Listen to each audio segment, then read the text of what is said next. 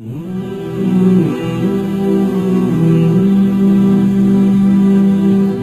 میرے نبی کے اخلاق ہیں. کانٹے بچھانے والی نے 4 دن آنا چھوڑ دیا، بیمار ہو گئی تھی. تو ہم نے کیا بات ہے، وہ ہمارے راستے میں اب کانٹے کوئی نہیں ہیں. کہا جی وہ بیمار پڑی ہے جو کانٹے بچھاتے تھے. تو آپ اس کے گھر چلے گئے. ماں جی خیریت تو ہے، آپ ٹھیک تو ہیں؟ کہا بیٹا مجھے کلمہ پڑھا دے، بس تیرے اخلاق نے مجھے فتح کر لیا ہے. میرے بھائیوں، یہ چیپٹر بھول چکے ہیں.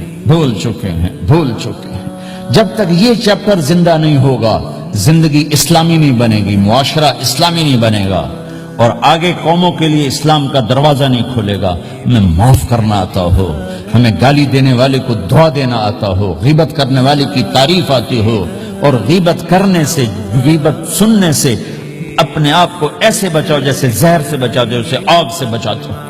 ایک دوسرے کو نفرت کا بول نہ بولو، ورنہ ساری زندگی تباہ و برباد ہو جائے گی. میرے رب کی قسم، میرے نبی نے کہا ایک زبان کا بول انسان بولتا ہے اور جہنم کی گہرائیوں میں گر جاتا ہے، اور ایک زبان کا بول انسان بولتا ہے اور جنت کے درجات پر چڑھ جاتا ہے. اور ایک صحابی ہیں ابو دجانہ. کون ابو دجانہ؟ السابقون الاولون من المہاجرین والانصار، اس میں پہلی صف کے صحابہ. کون ابو دجانہ؟ جب آپ حج پر گئے تو اپنی جگہ مدینے کا امیر ابو دجانہ کو بنائے. ابو دجانہ حج میں شریک نہیں ہوئے کہ آپ نے اپنی جگہ ان کو اپنا نائب بنا کے وہاں کھڑا فرمایا ابو دجانہ میری جگہ پر مدینے کا امیر ہے. یہ وہ ابو دجانہ ہیں. کون ابو دجانہ؟ جو جنگ بدر سے لے کر آخری حج تک ہر سفر میں شریک ہیں.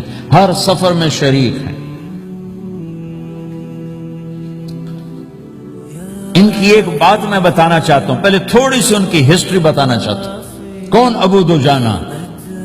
احد کی جنگ میں آپ نے تلوار اٹھائی. کہا اس تلوار کو کون لے گا؟ کئی صحابہ کھڑے ہو گئے. آپ نے کہا اس تلوار کا حق کون ادا کرے گا؟ سارے بیٹھ گئے. 3 آدمی کھڑے رہے، ایک زبیر بن عوام، ایک عمر بن خطاب، ایک ابو دجانہ. ان کا نام ہے سماق بن خرشنہ. سماق بن خرشنہ ان کا نام ابو دجانہ سے مشہور ہے. تو آپ نے تلوار نہ عمر کو دی، نہ زبیر کو دی، ابو دجانہ کو دی. تو عمر رضی اللہ عنہ نے تو محسوس نہیں کیا، حضرت زبیر نے محسوس کیا کہ اس کو کیوں دی، مجھے کیوں نہیں دی؟ میں مہاجرین میں سے ہوں، میں پھوپھی کا بیٹا ہوں، میں اس سے دلیری میں کم نہیں ہوں. بلکہ حضرت زبیر کی دلیری کی تو دھاک تھی، جدھر سلوار چلتی تھی کاٹتی چلی جاتی تھی. کہنے کہ میں دیکھوں گا یہ کیا کرتا ہے. تو ابو دجانہ کے پیچھے زبیر ہو لیے. تو ابو دجانہ نے جو حملہ کیا تو 3000 کا لشکر تھا، اس کو چیر کے پار نکل کے، پورے لشکر کو کاٹ کے پار نکل کے. اور آگے عورتیں کھڑی تھیں جو مکے کے لشکر کو تیار کر رہی تھیں. نحن بنات طارقی نمشی علی النمارقی مشی القتل بوارقی المسک فی المخالقی المسک فی المفارقی والدر فی المخالقی ان تقبلوا نعانقی وتدبروا نفارقی فراق غیر وامقی. یہ گانا گا رہی تھی اور ان کو تیار کر رہی تھیں. تو جب ابو دجانہ کی تلوار نظر آئی تو سب بھاگی.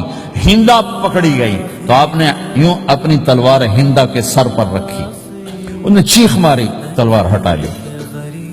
تو زبیر پیچھے کہ یہ کیا کیا ہے؟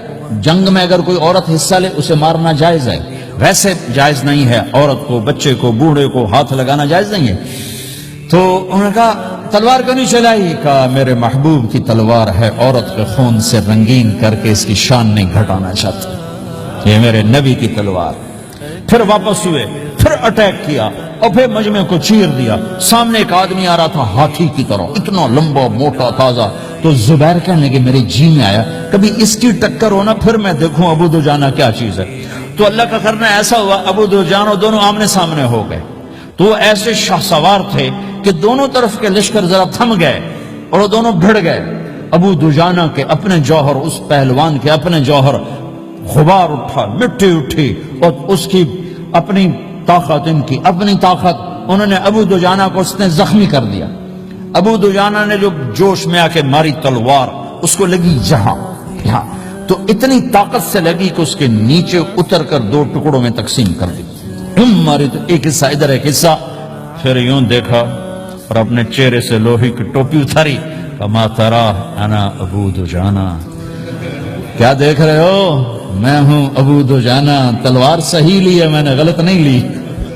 یہ ابو دجانہ ہیں۔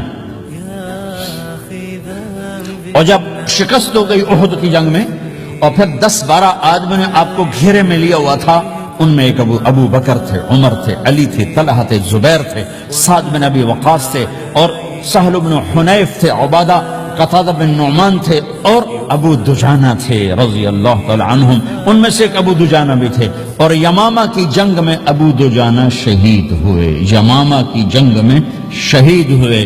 یہ ابو دجانہ کی تھوڑی سی سیرت آپ کے سامنے آئی ہے۔ اس کے بعد اب آپ ان کے قول کو سنو تاکہ اس کا وزن آپ کے سامنے آئے۔ یہ بدر کے شریک ہیں، اللہ کے نبی نے کہا بدر کا صحابی جو مرضی کرے بخشا گیا۔ یہ صلح حدیبیہ کے شریک ہیں، اللہ نے قرآن میں کہا لقد رضی اللہ، میں ان سے راضی ہو گیا۔ یہ صحابی ہیں، اللہ نے کہا کلا وعد اللہ الحسنى، اے میرا نبی تیرے ہر صحابی کے لیے جنت کا وعدہ ہے۔ اور اب یہ کیا کہتے ہیں؟ یہ کیا کہتے ہیں لوگو؟ ان ارجع عملی عند، لوگو میرے پاس، ابو دجانہ میرے پاس بخشش کا سب سے بڑا عمل جانتے ہو کیا ہے؟ بدر نہیں، احد نہیں، حدیبیہ نہیں، خندق نہیں، خیبر نہیں، فتح مکہ نہیں، آخری حج نہیں۔ کیا ہے؟ کیا ہے لوگو؟ ان ارجع عملی عندی، میرے پاس آخرت میں بخشش کا سب سے بڑا عمل بس ایک ہے کہ ما آذیت احدا بلسانی، میں نے اپنی زبان سے کبھی کسی کو دکھ نہیں پہنچایا۔ ولا اجد فی قلبی غلا لاحد، اور میرے دل میں کسی کے لیے بغض کوئی نہیں ہے، بس یہ میری بخشش کا عمل ہے۔ تو بھائیو، نبی کے اخلاق میں 2 چیزیں لے لو، ایک زبان سے کسی کو دکھ نہ دو، ایک دل میں کسی کا بغض نہ رکھو۔ اللہ کی قسم بغیر حساب کتاب کے جنت میں جاؤ گے۔